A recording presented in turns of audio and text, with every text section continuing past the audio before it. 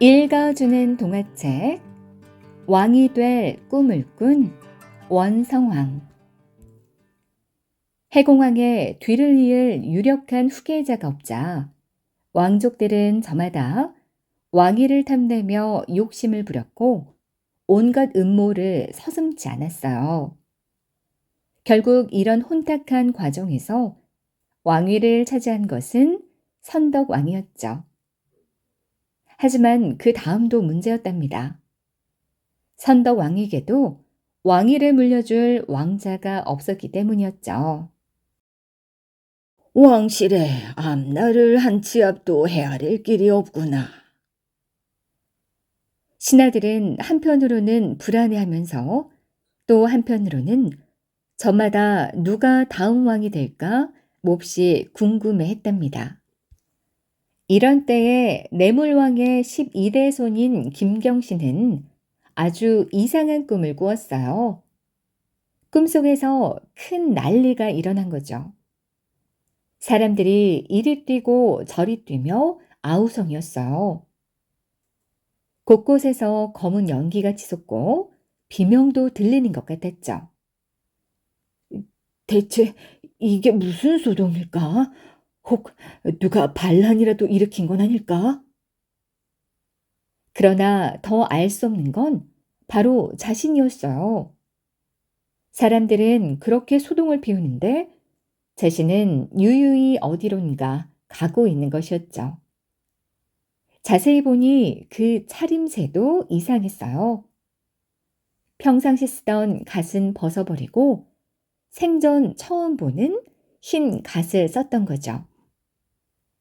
그뿐만 아니라 손에는 가야금이 들려있는 게 아니겠어요? 이건 또 뭐지? 어찌 이런 것이 내 손에... 참으로 괴이한 일이 아닐 수 없었어요.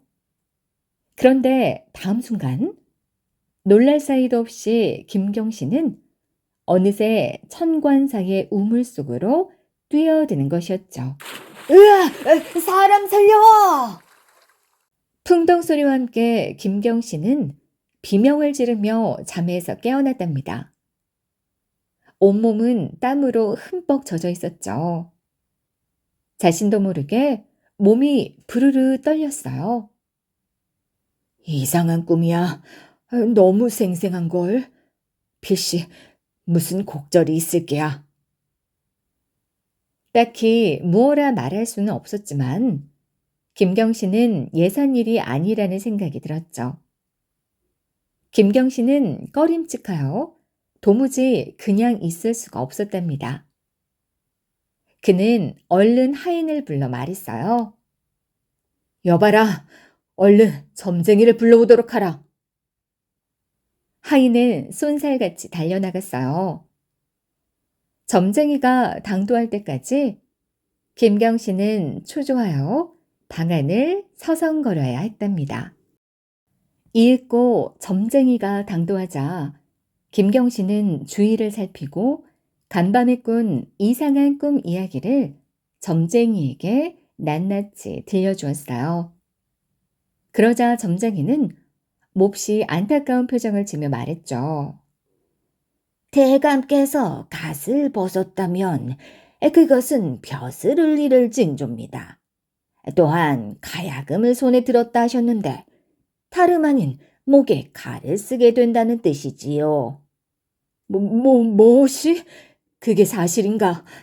그렇다면 우물에 뛰어든 것은 무슨 까닭이란 말인가? 우물에 뛰어들었음은 감옥에 가게 된다는 뜻이옵니다. 부디 몸조심하십시오. 김경신은 점쟁이의 말에 간담이 서늘해졌어요. 등골에 식은땀이 흘러내렸죠. 그는 한동안 아무 말도 하지 못하고 점쟁이의 얼굴만 쳐다보았답니다. 점쟁이가 돌아간 뒤에도 김경신은 안절부절 못했어요. 벼슬을 잃고 감옥에 가게 된다니 실로 기가 막힌 노릇이 아닐 수 없었죠. 앉았다가 일어섰다가 또 점쟁이의 말을 떠올려 보며 고개를 갸웃거렸지만 어찌해야 좋을지 판단이 서지 않았어요. 도대체 내가 무엇을 잘못했기에 그런 큰일을 당한다는 것일까? 김경 씨는 문을 닫아 걸고 꼼짝도 하지 않았답니다. 시간이 지날수록 불안한 마음이 더더욱 가슴을 죄는 듯 했어요. 무슨 일이 있을지 몰라 두려운 나머지 한 발짝도 밖으로 나갈 수가 없었답니다. 이튿날 김경신의 집에 낯익은 손님이 찾아왔어요. 여봐라! 아찬 여삼이 뵈러 왔노라고 대감께 아뢰도록 하라. 아참 여삼은 김경신이 평소에 가깝게 지내던 사람이었죠. 그런데 대문을 열고 나온 하인은 곤란한 표정을 지어 보였어요. 대감께서는 몸이 아파 아무도 만날 수 없다고 하셨사옵니다. 허허, 궁궐에 나오지 않으시기에 문안을 엽죽고자 하는 것이니 어서 대감께 아뢰거라. 하는 수 없이 하인은 김경신에게 달려가 말했어요. 대감, 아찬 여삼 어른께서 찾아와 뵙자고 하십니다. 대감께서 몸이 아파 움직일 수 없다고 말씀을 드렸는데도 물러가시지 않고 기다리고 계시옵니다. 어허, 내가 아무도 만날 수 없다고 이러지 않았느냐. 어서 돌아가도록 말씀드려라. 김경신의 말에 하인은 다시 문 앞으로 달려나가 아찬 여삼을 돌려보내야 했죠. 그러나 아찬 여삼은 또 찾아와 하인을 다그쳤답니다. 이 대거르는 그까지 병에 걸렸다고 바깥 출입을 삼가실 뿐이 아니다. 반드시 만나고 가야겠다. 만나 주실 때까지 문 앞에서 기다리겠다고 여쭈어라. 아찬 여삼이 그렇게까지 나오는 데에는 김경신도 어쩔 수가 없었죠. 하는 수 없이 아찬 여삼을 방으로 들게 했어요. 대체 무슨 일이옵니까? 어디가 그리 편찮으시옵니까? 걱정이 된 듯 아찬 여삼이 심각한 얼굴로 물었어요. 그러자 김경신은 어두운 표정으로 겨우 입을 열었죠. 몸이 불편한 것은 아닐세. 다만 꿈자리가 뒤숭숭해서 말일세. 꿈이라고요?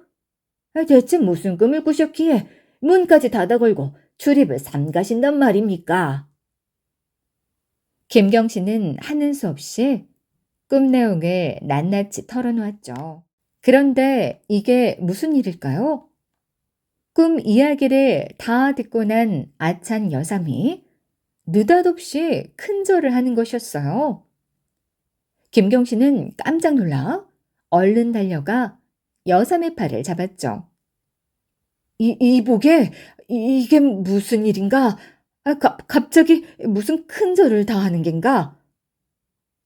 상기된 얼굴로 김경신이 물었죠.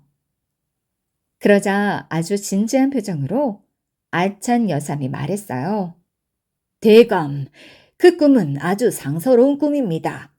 만약 대감께서 더 높은 자리에 오르신 뒤에도 저를 버리지 않으신다면 그 꿈을 해몽해 드리겠사옵니다. 무엇이? 높은 자리라니, 그게 무슨 말인가? 갈수록 모를 소리뿐이었어요. 김경신은 고개를 갸웃거렸죠. 이윽고 아찬 여삼이 조심스럽게 입을 열었어요. 대감께서 쓰시던 갓을 벗었다는 것은 대감보다 더 높은 사람이 없음을 말합니다. 그리고 흰 갓을 쓴 것은 면류관을 쓸 조짐이지요. 면류관이라면 혹시... 아찬 여삼의 뜬금없는 말에 김경신이 되물었어요. 그러자 무슨 의미인지 알았다는 듯이 여삼이 고개를 끄덕였죠. 맞습니다. 12줄 가야금을 들었음은 12대손이 왕위를 이어받는다는 뜻입니다. 이 대감께서는 내물왕의 12대손이 틀림없지 않습니까? 그리고 마지막으로 천관사 우물 속으로 들어갔다고 하셨지요. 그것은 바로 대궐로 들어간다는 뜻이지요. 왕이 될 꿈이라니. 김경신은 도무지 믿을 수가 없었어요. 해몽은 고맙지만 그건 어려운 일이요. 왕족의 순서로 보아도 내 위에는 이미 재상 김주원이 있소. 내가 어떻게 재상보다 높은 자리에 오를 수 있단 말이오. 어떻게 재상보다도 높은 자리에 오르실 수 있을지는 저도 모르겠습니다. 그것은 사람이 할 수 있는 것이 아니라 하늘이 하는 일이지요. 그럼 내가 지금 할 수 있는 일은 무엇이란 말이오? 아무도 모르게 북천 신에게 제사를 지내는 것이 좋겠습니다. 김경신은 여삼의 말대로 북천에서 아무도 모르게 제사를 지냈어요. 그러던 어느 날 병에 걸린 선덕왕이 갑작스럽게 세상을 떠났죠. 궁궐안은 누가 왕위를 이어야 하는지 결정하지 못해 다시 혼란스러워졌답니다. 신하들은 회의를 열어 심각하게 의논했어요. 어떤 분이 왕위를 이으셔야 할지 속히 결정해야 합니다. 그러나 신하들은 서로 눈치만 볼 뿐 선뜻 나서는 사람이 없었죠. 그때 한 신하가 주위 사람들을 조심스럽게 둘러보면서 입을 열었어요. 왕족의 순서로 보아 김주원 대감이 왕위에 오르는 것이 마땅할 듯하옵니다. 어른 말이요. 그분은 왕실에 오르니 따르지 않을 사람이 없을 것이요. 신하들이 한둘씩 맞장구를 치자 다른 신하들도 저마다 고개를 끄덕였어요. 결국 신하들은 김주원을 다음 왕으로 결정했죠. 속히 김주원 대감을 궁궐로 드시라 해야겠소. 임금의 자리를 오래 비워두어서는 안 됩니다. 한 신하의 말에 따라 곧 전령이 출발하고 궁궐 안의 신하들은 새 임금을 모시기 위한 준비에 들어갔어요. 한편 궁궐에서 날아온 전가를 받은 김주원은 몹시 기뻐했죠. 여봐라, 지금 즉시 궁궐로 갈 것이다. 속히 제비를 하여라. 김주원은 불안한 마음에 하인들을 다그쳤어요. 왕족끼리 다투고 하루아침에 임금의 자리가 바뀌는 세상이다 보니 여유를 부릴 틈이 없었던 거죠.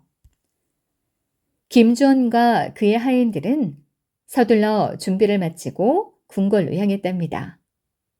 일행은 길을 재촉하여 말을 몰았죠. 그러나 며칠째 줄어들 줄 모르는 빗줄기가 그의 앞을 막았어요. 결국 김주원 일행은 북천 앞에서 아예 걸음을 멈추어야 했답니다. 불어난 물 때문에 북천의 물이 넘치고 있었기 때문이었어요. 대감, 도저히 북천을 건널 수가 없습니다. 비가 그치고 물이 줄어들기를 기다리는 수밖에 없사옵니다. 큰일이로다. 궁궐 안에서는 무슨 일이 벌어지고 있을지 모르는데. 김주원의 예상대로 궁궐 안에서는 신하들이 모여 긴급히 의논을 하고 있었어요. 아무래도 임금의 자리를 하늘이 내리실 모양입니다. 이토록 많은 비가 내려 김주원 대감이 오시지 못하고 있으니 원. 임금의 자리를 오래 비워둘 수 없으니 김경신 대감이 어떻소? 하늘의 뜻이 김주원 대감에게 있지 않다면 다음은 김경신 대감 차례죠. 다른 신하들도 고개를 끄덕였어요. 신하들은 곧 김경신의 집으로 사람을 보냈어요. 쌍대등 어른, 급히 대궐로 납시어 왕위를 이으셔야 합니다. 대체 무슨 소린가? 김주원 대감이 왕위를 잇도록 한 걸로 아는데. 지금 김주원 대감은 북천이 불어서 궁궐로 들어오시지 못하고 있습니다. 그래서 방금 전 대감께서 왕위를 잇도록 신하들이 결정을 내렸사옵니다. 어서 입궐하시지요. 더 이상 기다릴 이유가 없었어요. 김경신은 그 즉시 말을 달려 대궐로 향했답니다. 궁궐에 도착한 김경신에게 신하들은 절을 하며 반겼어요. 저희가 처음에 김주원 대감을 다음 왕으로 삼고자 했는데 북촌에 냇물이 넘쳐서 결국 김주원 대감은 궁궐에 도착하시지 못했습니다. 이것은 분명 하늘에서 따로 왕을 내리셨기 때문입니다. 결국 김경신은 자신이 꾼 꿈처럼 그리고 여삼이 말한 것처럼 정말로 왕이 되었답니다. 그가 바로 원성왕이죠. 원성왕이 왕에 오르자 김주원은 멀리 명주로 물러나 살았어요. 원성왕은 왕이 될 꿈을 풀이해준 여삼을 찾았으나 안타깝게도 이미 죽고 없었죠. 그러자 원성왕은 그 자손들을 불러 벼슬을 주었답니다.